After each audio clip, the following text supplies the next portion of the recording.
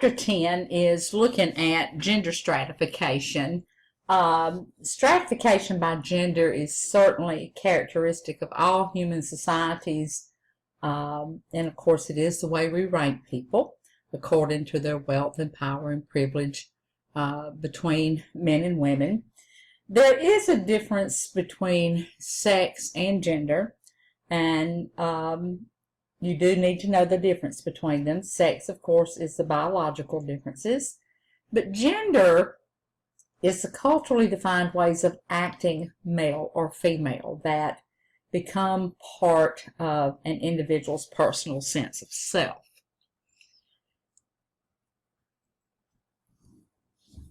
Males and females are different from the very moment of conception. Evidence does show that our behavior is shaped by socialization rather than our biological inheritance, and men and women in other societies do not follow the same role behaviors as they do in Western society. For example, women in New Guinea are the workers.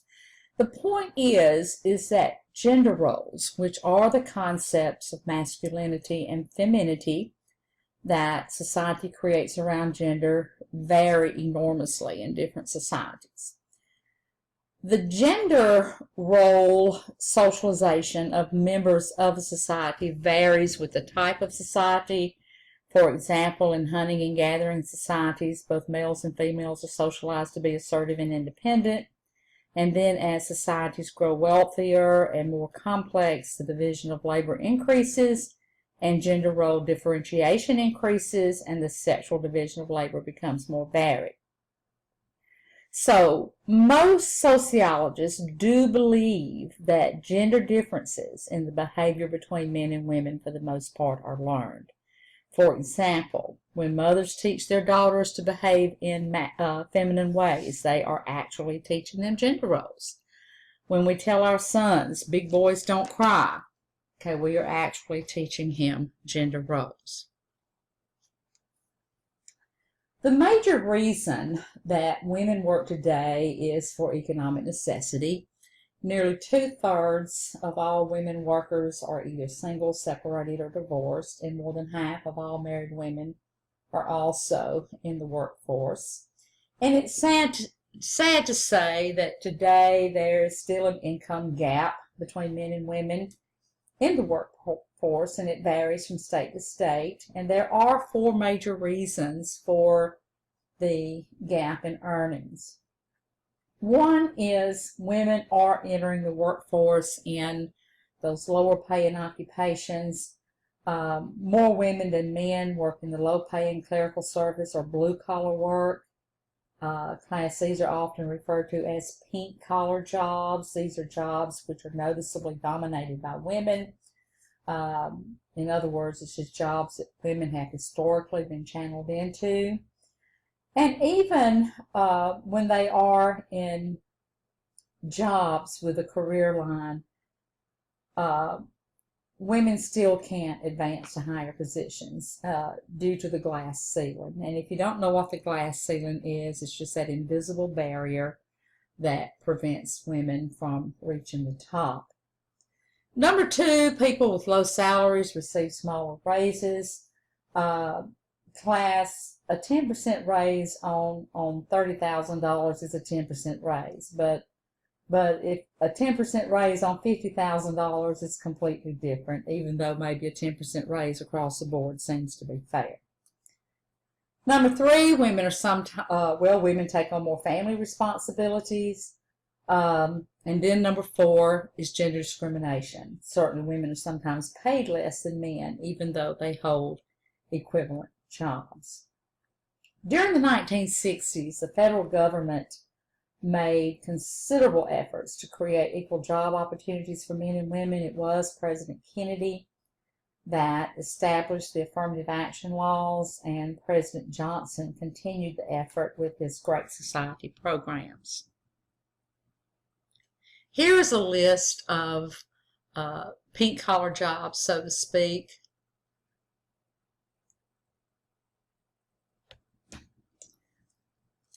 Sexual harassment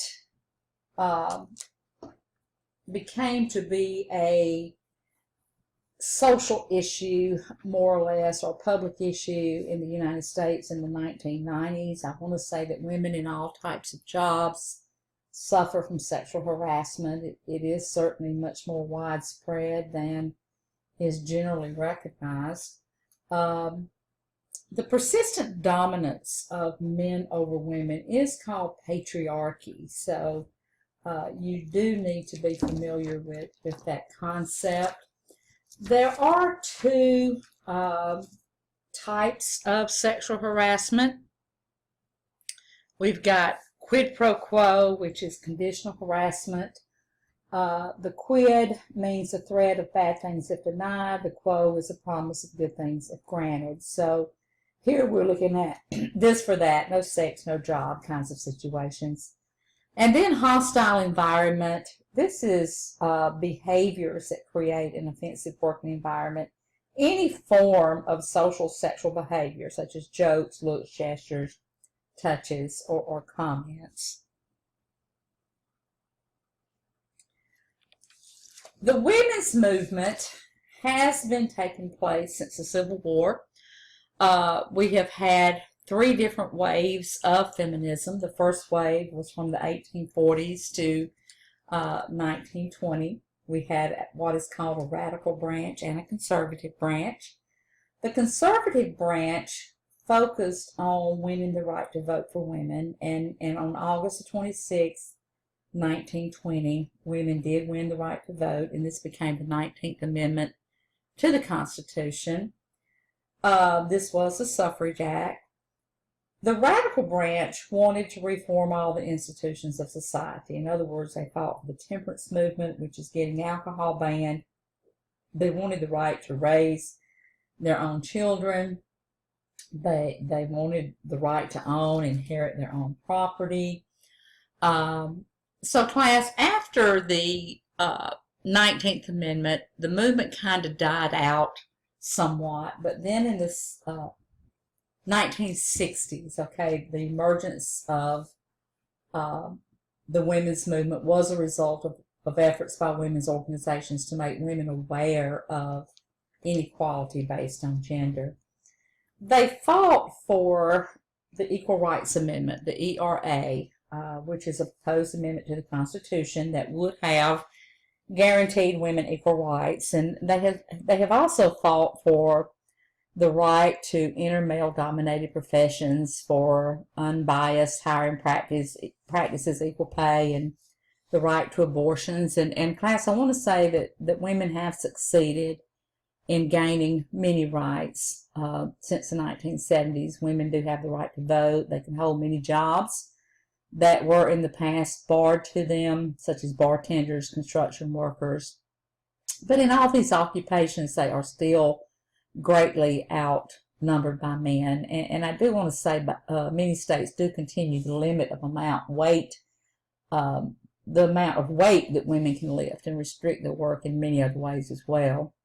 Certainly women have gained the right to practice birth control, obtain abortions, but today the only right is the right to vote, okay, the 19th Amendment, which is guaranteed under the Constitution. In 1972, the ERA was approved by Congress. It states that equality of rights under the law shall not be denied or abridged by the United States or any state on account of sex. And class, I want to say, although the majority of Americans supported the ERA,